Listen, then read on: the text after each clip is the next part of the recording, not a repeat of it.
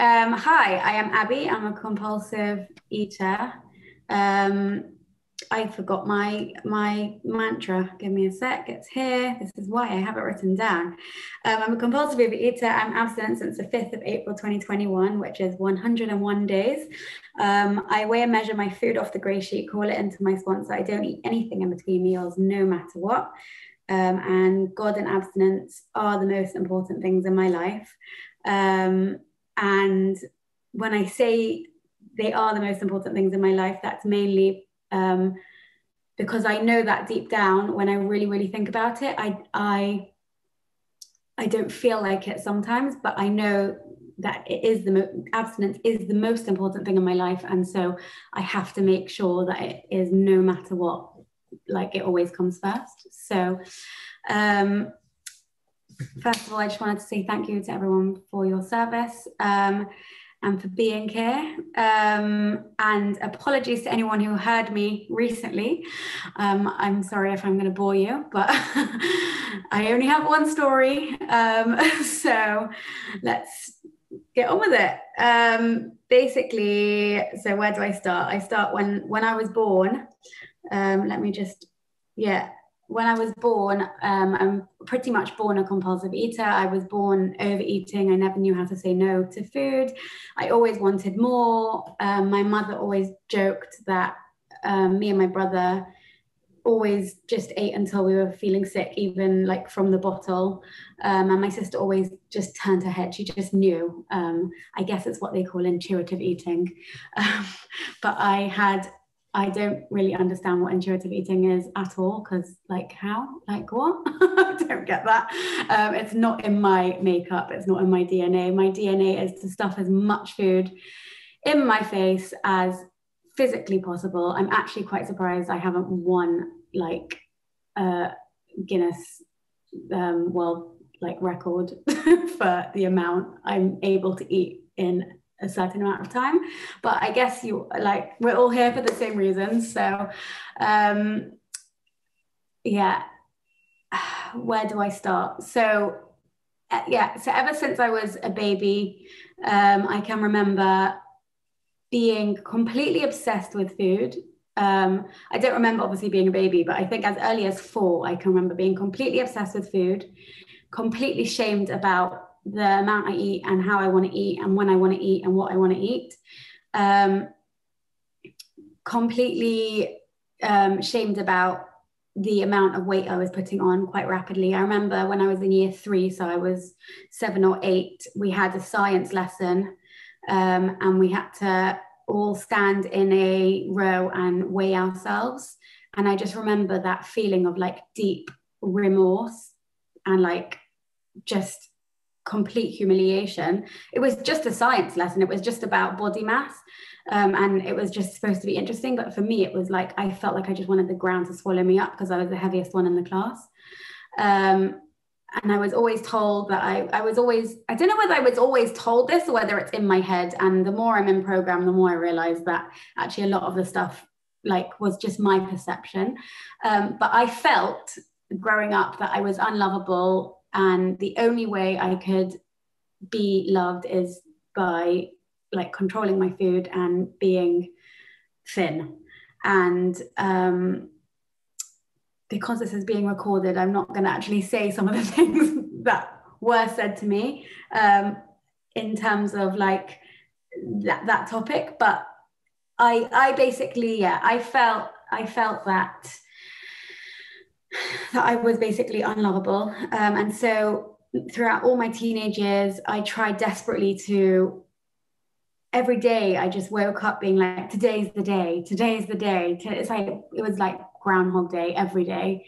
And by 10 o'clock, I would be like, by 10 o'clock in the morning, shall I say, I'd be like, it's like in the big book, it's like, I don't know where my high resolve, I don't remember the exact words, but I don't know where I had woken up being like, I'm convinced today is the day. And then by 10 o'clock, I'm like stuffing my face with things we don't eat. And just completely not even realizing why or knowing why, and just knowing that I'm completely out of control and completely don't have control over this, but being frustrated that I didn't know why and I didn't know what I could do. And I did notice as a teenager, like, 10 minutes left, Abby. pardon? 10 minutes left. Thanks. I did notice as a teenager, like things that I would do, like when I'm sitting at the table, like I wouldn't be able to keep my hands just like when there's like the chatting phase in between courses. I'm like, I'd have to have something, like either a drink or like picking at things or like doing something. And my family is very dysfunctional when it comes to food. Like if you didn't eat quickly, you didn't eat, because my dad would go around the table picking at people's plates. So even now, like with my gray sheet food, I'm like so shocked at how quickly I eat. I like stuff it in and I have to slow myself down because I'm like, I'm just so attuned to like just eat it before he gets to me. And just life was just so exhausting, and just desperate to be that thin, popular, beautiful girl, and with my face like literally knee deep in food we don't eat, all the while dreaming about how thin and popular I was going to be. And I was told that I was never going to get married. No one was ever going to love me, like whatever. I'm married 9 years to the love of my life, and I've got 2 wonderful children. And like, obviously none of that was true, but it all just added to the absolute agony that I was feeling for years and years and years. Okay, fast forward to, I was married for like a year and I was just miserable, and I was causing my husband so much pain just being an absolute like drama queen. I think the biggest miracle about the fact that I married is that he stayed with me, because I was just extra. I don't think there's another word for it. And he's in another fellowship, and I was seeing a therapist for about fertility, because I've got a long history and story for another time.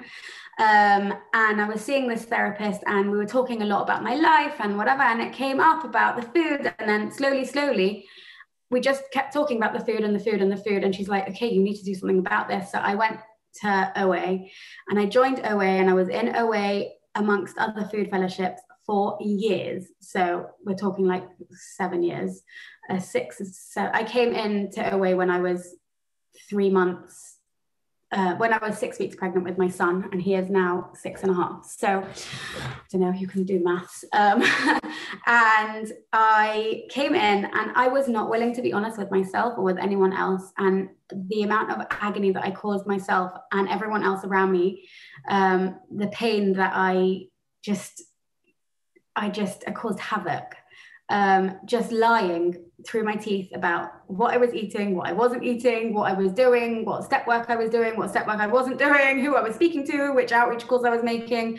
Like, I was just a complete, like, I was just lying. And I didn't even know half the time that I was lying, until basically it's a long away other food fellowship story, and I was just miserable.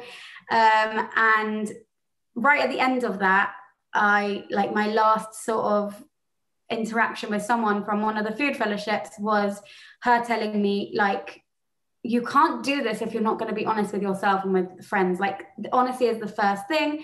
She kept talking about step 0. Like, you can't do step 1 until it's like very nice doing step 1. I'm like, I can admit I'm powerless till I'm blue in the face. But if I don't put down the food, nothing is going to change. So step 0 for me was like just putting down that food. And I just wasn't willing, and I just wasn't willing. And then eventually, what happened is I, like, fast forward quite a few months, and I was just feeling miserable, and I wasn't suicidal. I have been in the past suicidal, but I wasn't suicidal. I was just feeling like I was in the midst of like lockdown and like kids at home, and then kids going back at school and everything unsettled. And I just kind of put it, like, I blamed it on that, and I was like, no, whatever. But I was kind of just feeling really hopeless, and like, what is the point of life? And like, just really, ugh. And I was like, you know what? I do have a higher power. I'm going to pray to him. I'm going to ask my higher power to just send me something. I don't know what I'm asking for, but I just need something, because I really feel like just hopeless right now. And 5 minutes left, Abby. Thank you. So I did that, and then I don't even know exactly how long it was, but really within not very a long amount of time, within a few days, I got a phone call from a very good friend who I know from another food fellowship who had joined Grey Sheet, and she was just calling to see how I was. She wasn't calling to, like convert me. And she sort of just sounded like really like light and really like almost high. I was like, what are you on? Like, I don't know. Anyway, I was just like, she wanted to like kind of tell me about Grey Sheet, and like she wasn't really calling to say like whatever, but once I said that I was struggling, then she started talking about Grey Sheet, and my first reaction was like, like I don't want this. And then I realized like I had just prayed to God, like this is God sending me a lifeboat. So I listened and I spoke to her, and she came around to my house and we chatted, and then she put me in touch with some people, and like one person was like, just pray for the willingness, for the willingness, for the willingness. And I didn't even want to do that. So I prayed for the willingness to pray for the willingness, for the willingness, for the willingness. And eventually somehow I didn't even have this feeling of like, it was just like almost a spiritual awakening in terms of just like, this is it. This is my chance. This is like, it's not going to happen unless I just actually just say like, no matter what, like I'm just doing this. So I did. And it was the scariest thing I've ever done in my entire life. Like, honestly, even like giving birth to 2 children was less scary than like I don't like the feeling 3 meals a day with nothing in between, weighed and measured for the rest of my life. Okay, one day at a time, but let's be honest, like let's hope it's for the rest of my life. Like, what? Like, I want to be sick just thinking about it. Like, felt like jumping off a plane without being attached to a parachute and thinking like, how the hell am I going to do this? And now 101 days later, it is the best thing that has ever happened to me. I literally can't imagine. I've had so many no matter what moments. I feel like the scariest thing right now is to pick the food back up again. Like, honestly, I need to remind myself how scary that is sometimes, so that I can put in the work to make sure that hopefully doesn't happen. But my no matter what right now is just, I mean, it's not really, it's a no matter what, but it's just in terms of contrast between now and 2014 or whenever it was. I have had 5 rounds of IVF, and my first, which is fertility treatment for those who might not know, my first round, they told me eat a high protein diet, which to me meant eat as much protein as you can possibly fit in your mouth at any given time of the day. And so I would take like a packet of something that we don't eat, like carbohydrates, and be like, okay, this has 0.0005 grams of protein in it, so let me eat 10 packets and then I'll get a bit of protein. I was very fixated on the protein. It was crazy. I'm crazy. Fast forward to this month, I'm on my 5th cycle of IVF. I have a pregnancy test tomorrow. I am so nervous, but I am abstinent. I have never ever felt like this in all of the cycles. I would stuff my face to get through it. All of the shops in the area, it's Harley Street, and I know all of the shops down Marylebone High Street where I could get binge food, because it was my life for months out of my life, years out of my life. I have known where to go to get binge food, and now I'm there, and I go for my blood test, I go for my scans, I walk around, do a bit of shopping, not in the binge food shops, but just, like crafty things and things,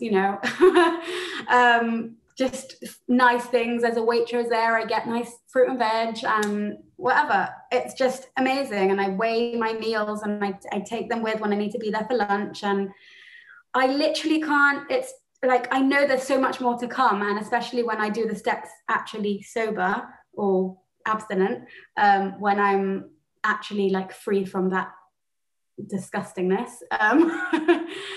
I know there's so much more to come, but right now I'm just so unbelievably grateful for this abstinence, because it is like the biggest gift and it's the foundation for me. And now I know I've got my step 0. I can do solid step one with a solid step zero. And I'm grateful isn't even like a strong enough word. So one day when I find a word that's stronger than grateful, I might use it. But for now, it's going to have to do. So thanks.